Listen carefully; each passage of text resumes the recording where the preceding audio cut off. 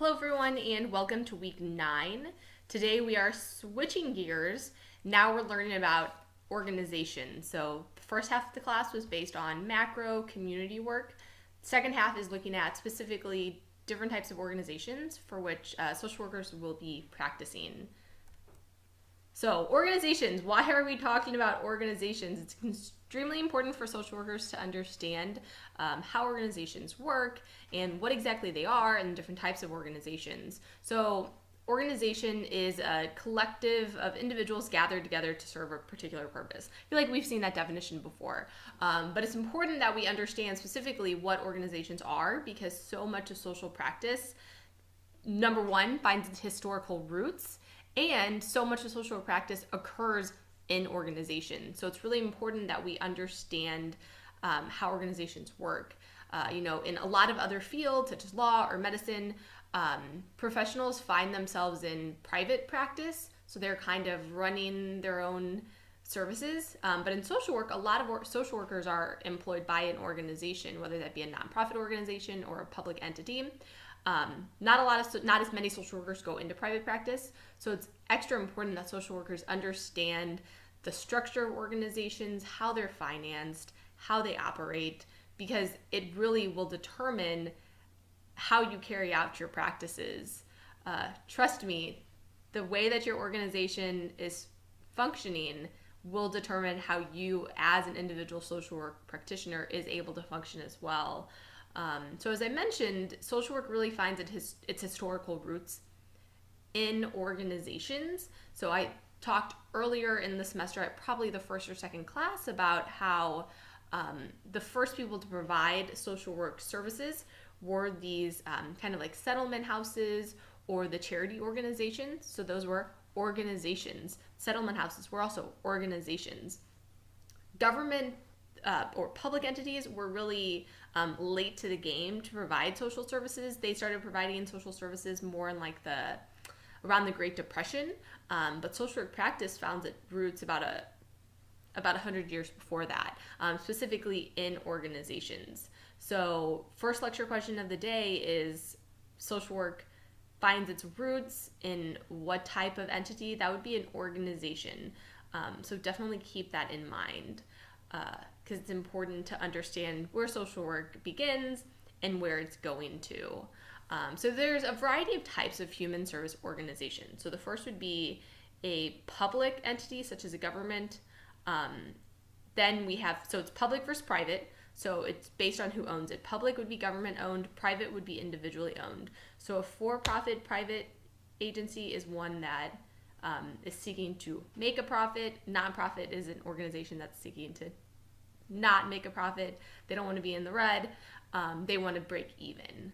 And we'll talk about each specific type of organization. So a public organization is one that is under government control. So a lot of foster care services are provided by government agencies. Think about the Department of Social Services, Department of Health, Education, the VA. All of those are public organizations. So if you work at a public school, that's a public organization. If you work for the VA, that would be considered a public organization. But the level of service can be provided at various levels of government. So it might be that it's a federal agency, it could be a state agency, it could be a local agency, such as the St. Louis County Department of Health. So that would be more of a local agency because that's at the local county level. We have the Missouri Department of Health, we have the Federal Department of Health. If you work at the CDC, that would be a federal public organization. So there's lots of levels and a lot of things that the public organizations are doing. There has been a lot of shift, probably in the past 10 to 20 years, where the government has started to contract with social service agencies to provide direct services. So the government is providing less direct services than it used to. Now, when we're thinking about a lot of foster care, as I mentioned earlier, is paid for by the federal government, but a lot of the people who provide foster care case management now are starting to be at nonprofit organizations. So foster care, a lot of daycare services, group homes. If you think about a lot of individuals with developmental disabilities or with severe mental illness, they live in group homes, and those group homes are funded by the government, by a public organization, but the actual group home is managed by a private entity. So the government's really pushing more towards what's called privatization. You've probably heard this term before. So privatization is the idea that the government's paying for it, but private organizations can sometimes be a little more efficient in the way that they use the resources. So the government's providing the money for private organizations to fund them, but the government still is still a public organization, and they do still have services that they provide, such as any services you would get from the health department would be a public organization. So for-profit organizations. So again, the two types, if we're thinking about private organizations, so it can either be for-profit or nonprofit. It's really determined how they're structured and what the goals of the organization are. So for-profit organizations, I think the book calls them proprietary organizations. So the aim is to maximize profits, and the profits are then distributed to the owners and the shareholders. So for-profit organizations, think of for-profit organizations as really any business that is trying to make money. Nike is a for-profit organization. A law firm is probably a for-profit organization. Any restaurant. All of these are for-profit organizations. So when you think about a lot of organizations, a lot of them are for-profit. So they're owned by shareholders. So if you think of, let's think about Centene, which is a large organization in St. Louis. So you can buy shares on the stock market to own a share of Centene. And then the goal of the organization is they want to make profits, because then when they make profits, they make some money, they distribute it to its shareholders. They distribute that money to people who own the organization. So for-profit organizations are relatively newcomers to the social service sector. That's your second lecture question of the day. So they're the newest people to kind of start taking advantage of the social service sector, and a lot of that has to do with there's more privatization. So the federal government's giving money to organizations, and for-profit organizations are starting to tap into the government resources. So a lot of nursing homes are for-profit, residential treatment centers, daycares, counseling centers. Some of these are for-profit, some of them are nonprofit. It just depends on it. But a lot of nursing homes are for-profit organizations, so they're still receiving like Medicaid, Medicare funding from the government, but the aim is for them to make a profit, and that profit then goes to the shareholders. So that's a for-profit organization. On the other side is we have a nonprofit organization. So essentially the goal of the nonprofit organization is to provide services and then use their revenue, whatever money they have left over, is then reinvested in the organization. So the revenue that they earn, it's not that they want to barely skim by, that they have a budget where they spend every dollar that they earn, every dollar that they bring in, they spend. They might have some leftover money. At the end of the year, everyone wants to to have some revenue, to have a surplus, because sometimes you need that surplus just to break even, or to help you with the next year. So it's not that nonprofit organizations aren't trying to have extra money. It's about what they do with that extra money. Not for-profit. People who are for-profit take their surplus, they take their extra money and they give it back to the shareholders. A nonprofit organization doesn't have shareholders. You can't invest in the United Way on the stock market. When the United Way has a surplus, they use it to further their mission. So maybe if they have an extra $1 million, they might add a few extra programs. Maybe they're going to provide extra services to their clients, or maybe they're going to provide a bonus to the workers, but that money's not going to any shareholders. It's being reinvested into the community. And that's the main difference between the nonprofit and a for-profit. And again, nonprofit organizations is really where social work practitioners have their roots. This is where they came from. The charitable organizations, the settlement houses, they weren't trying to make a profit and trying to make money off of the community. They were trying to give back to the community, and every dollar they earned went back to the community. So a lot of what we're going to be talking about this for the second half of the semester is nonprofit organizations, because that's primarily where social workers do their business. That's where they work. That's where they practice. So that's where a lot of our emphasis is going to be on for the second half of the semester. So what does the nonprofit sector look like? It's a quite large sector. So there's 1.4 million nonprofits registered in the U.S. In 2013. So there's quite a few of them out there. They contribute about $900 billion to the U.S. economy, which represents about 5% of GDP. The vast majority of nonprofits are small. Over half of them have less than $500,000 in annual expenses. So they're on the smaller side. So when you think of, the United Way is one of the larger nonprofits. They probably have several millions and millions of dollars in expenses, versus I work at a very small nonprofit. We have 2 employees, and our annual expenses is like $150,000. So very small compared to some of the larger organizations. But the vast majority of them are small. Most nonprofits are relatively tiny. So over half of them, and about half of them provide health or human services, because nonprofits can provide a variety of things. Social workers think of health and human services or social services when they think of social work practice, but there's a lot of other nonprofits out there. So they might be doing activities that are more in line of a business when we think of like a commercial business, but that's not necessarily true. They might be doing commercial business, but they might have a nonprofit charter because it's all based on what they're doing with their extra money. Did you know that the NFL used to be a nonprofit? Because having a nonprofit charter helps you get out of paying taxes or some taxes. So the NFL used to be considered a nonprofit. It was not obviously a social service agency, but there's a variety of nonprofits out there that do a wide range of activities. NFL is not a nonprofit anymore. They decided it was not worth their time. But the government allowed them to be a nonprofit. Yes. Thank you to NFL lobbyists for that.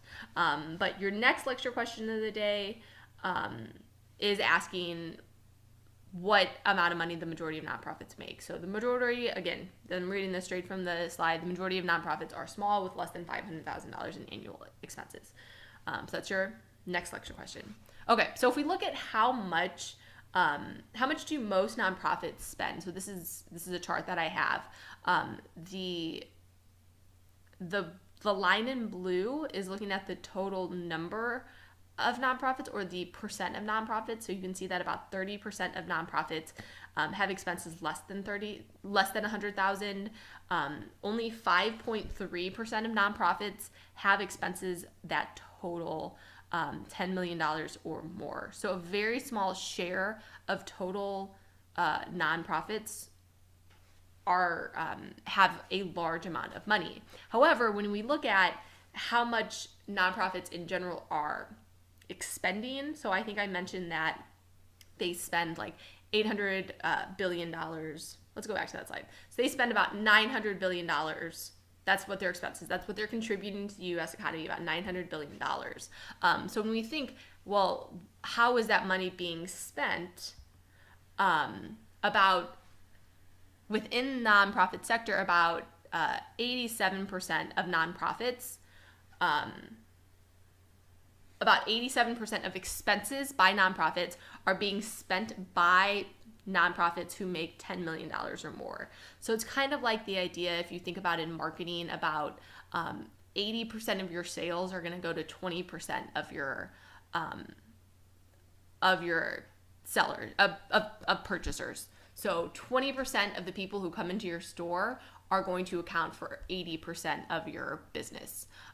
It's about the same in nonprofits. So you can see that about 87% of about all of these large nonprofits are the ones who are accounting for the most number of expenses.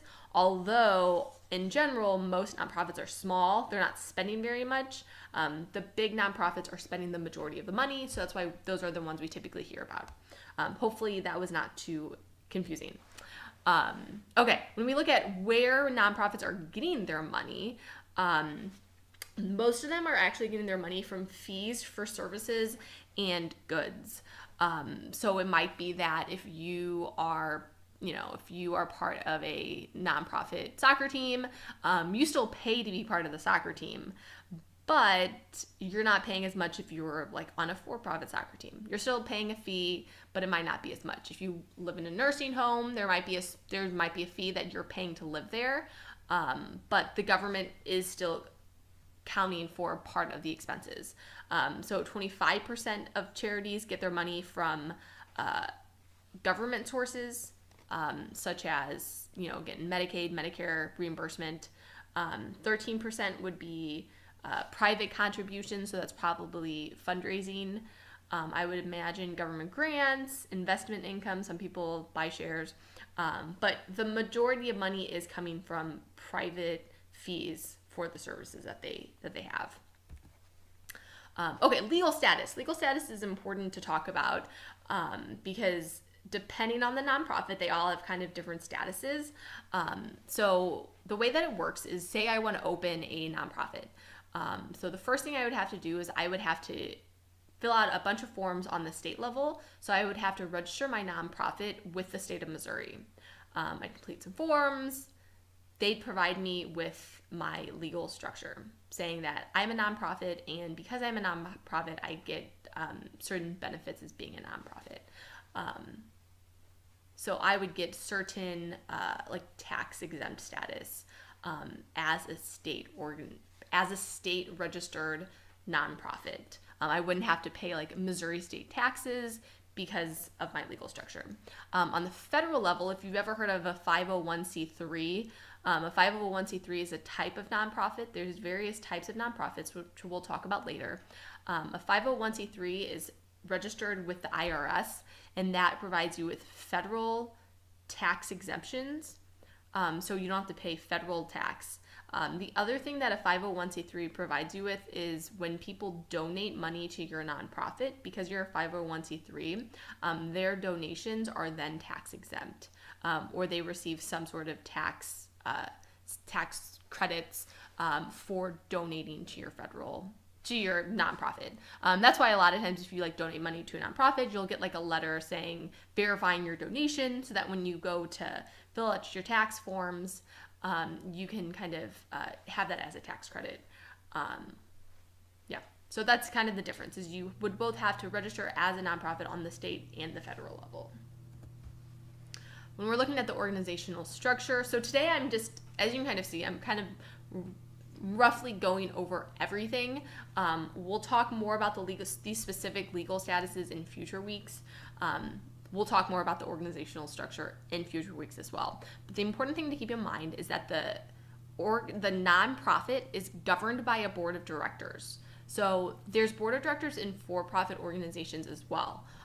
So it's just for-profit organizations and nonprofits both have a board of directors. So these are the people who are overseeing the overall operations. However, it's then managed by the executive director. So that's an important note to keep in mind. So the board of directors, if you think of like, there's usually a president of the board of directors. There's a vice president of the board of directors. The board of directors are the individuals who are providing foresight, oversight, and insight. Okay, foresight, oversight, and insight. So they're doing the higher level planning for the organization. So they're worried about the finances of the organization. They're the ones who are hiring the staff. So the board of directors is the one who hires the executive director. So the board of directors is essentially the bosses of the executive director of the organization. They're setting the organizational policies, again, just higher level activities by the board of directors. The executive director, who is hired by the board, the executive director and their staff are the ones who are managing the day-to-day operations. So the board of directors they're probably going to be a little out of touch with the programs, the clients, the little minute details of the organization. They're not going to know about that. They're going to know about the finances overall and kind of setting those policies. But the executive director is the one who's really in charge of those day-to-day operations. So that's your final lecture question of the day. So who's in charge of the day-to-day operations? The executive director. The executive director is then hiring staff to manage those activities. But they still have to report to the board of directors. There's usually like quarterly board of director meetings. Some board of directors are more involved in the organization than others, but ultimately they hire an executive director that they trust to then run the programs. So you can see this is a basic nonprofit organization chart. If we think who's in charge of whom, you have the board of directors at the top. The board of directors then hires an executive director. The executive director is then over any staff and any volunteers. And the executive director is usually acting alongside with help from an advisory board.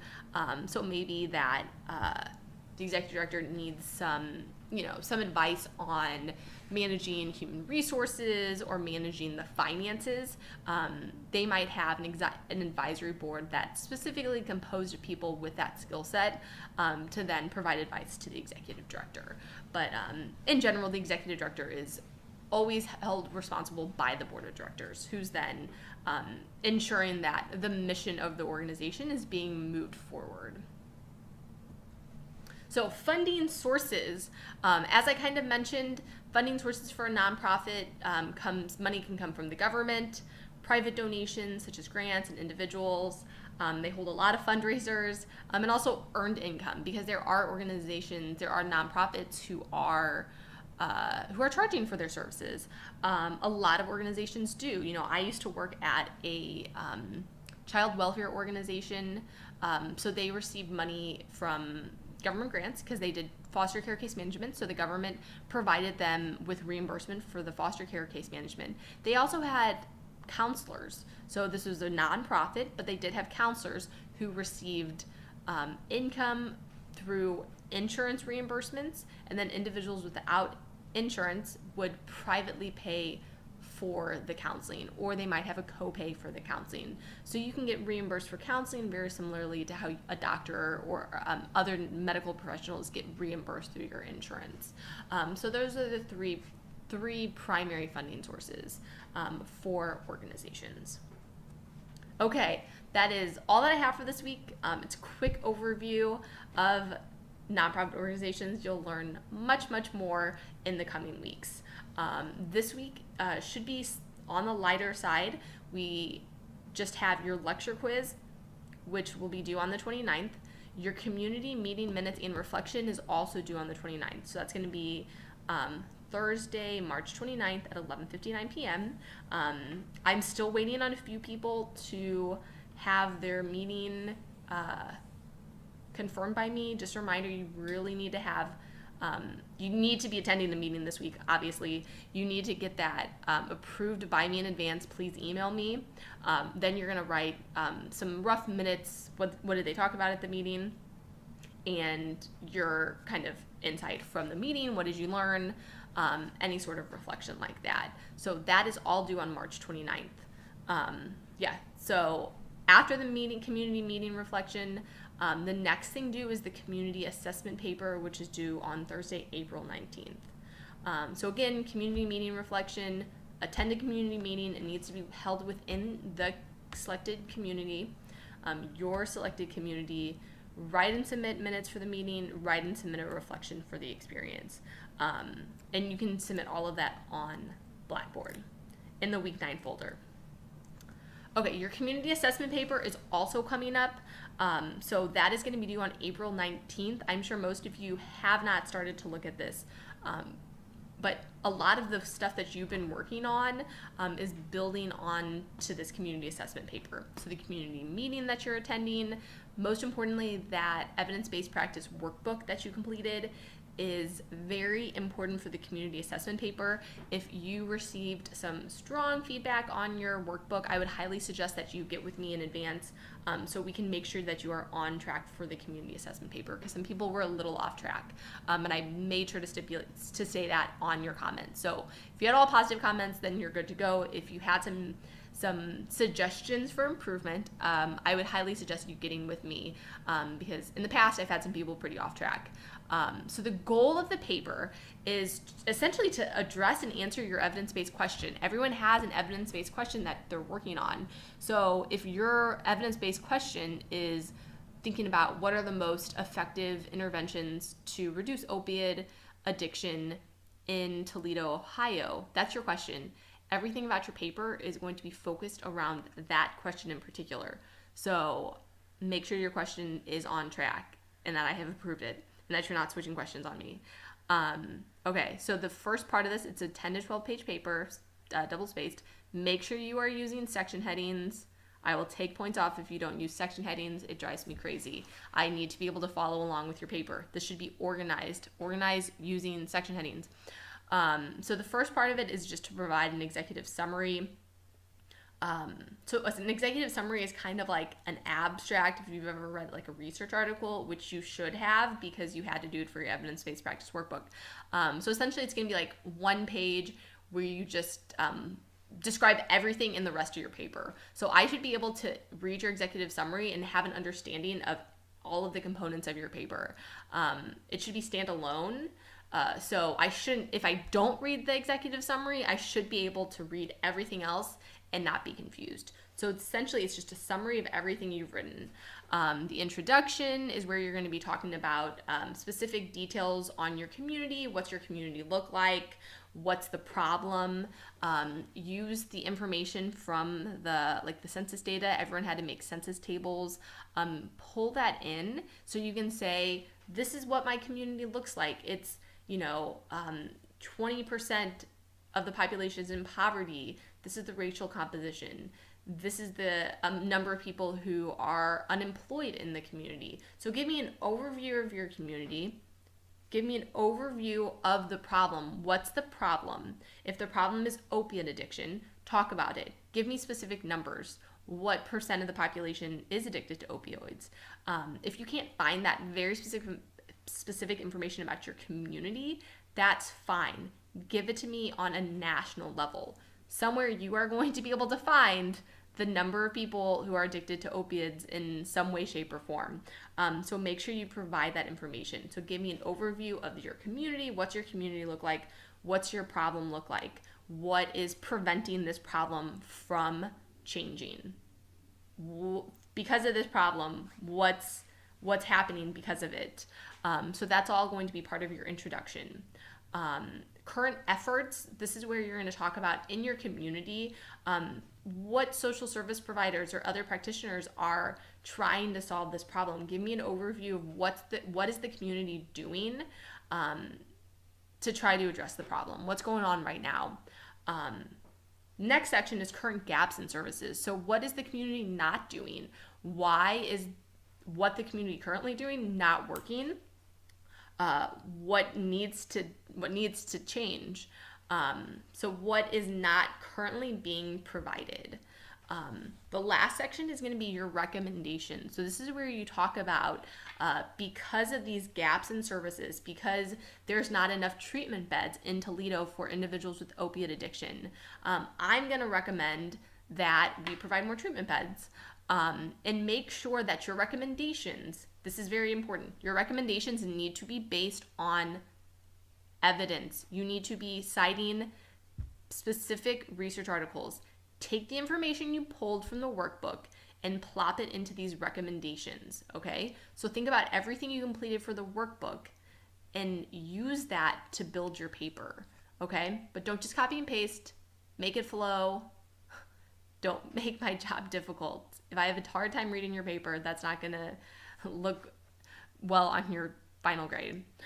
So these are the different types of sections. Please read online in the assignment descriptions folder.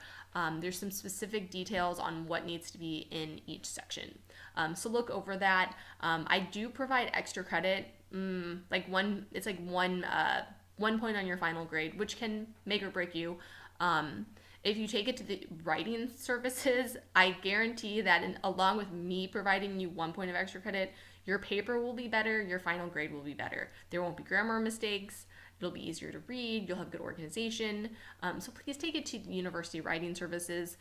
If you are not on campus, or if you, even if you live in St. Louis, if you're taking all online classes, you can coordinate with them that you can do something set up over, like over Skype or some sort of other video thing. But you have to talk to them. You can't just send them your paper and them send you back suggestions. You need to have some sort of conversation with them on how to make your paper better. Please, if you want me to look at your rough drafts, any outlines, please send them to me by April 16th. The paper is due on April 19th, so if you send it, that's a Thursday. If you send it to me by the Monday before or any time before that, I'm happy to look over it and make sure you're on the right track. Yeah, it'll, again, make your paper better, because if I provide you with suggestions in advance, you can address those suggestions for the final paper. And as always, feel free to email me with any questions, and I am happy to help. And I'll continue talking about the community assessment paper, but most of what you need should already be on Blackboard. Yeah, okay, that is all that I have for today. As always, email me with questions, or else I will plan on reading your papers in a few weeks, and I'll start reading over your community meeting minutes.